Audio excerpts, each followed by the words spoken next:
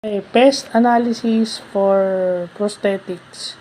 So, dapat PESEL yan, pero ginawa na lang nating pest. Kasi, usually, pest lang ang inaanta, pest lang ang itinuturo. Pero kung gustong dagdagan, it's either PESEL or yung staple. Pero, mag-concentrate muna tayo sa pest kasi initial stages pa lang ng project. So, yung pest is political, economical, socio-cultural, and technological.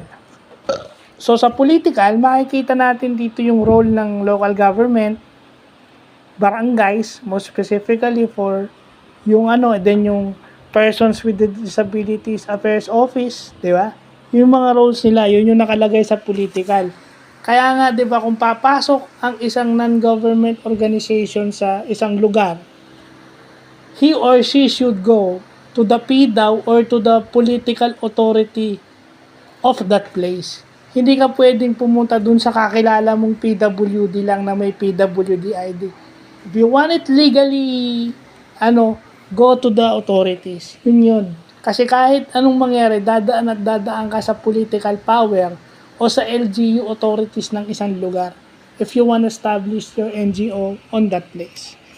And then yung economical naman, kasi 80% nga is nahihirapang, mga amputees is 80% hindi makakuha dahil napaka-mahal.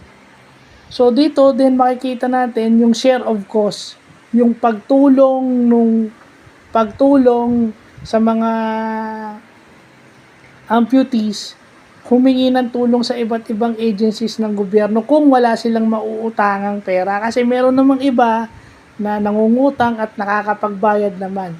So, yung mga ganong bagay, yung socio-cultural, siyempre, mag-gain sila ng confidence. Kumbaga, babalik na yung dati nilang self-esteem pagka meron na silang prosthetics.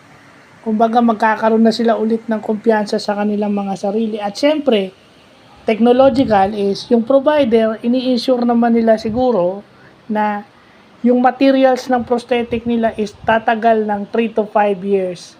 Kasi yun daw usually ang buhay ng prosthetics with proper care and maintenance. So yun muna, Sec G. Pest muna imbis na PESEL. Mahirap na yung masyado tayong pest muna. Kasi nandun pa lang tayo sa initial stages ng project. Siguro pag tumagal-tagal at nakita natin effective, tsaka na natin ilagay yung legal at tsaka environmental. Kasi magkadikit yun eh. So, yun lang po.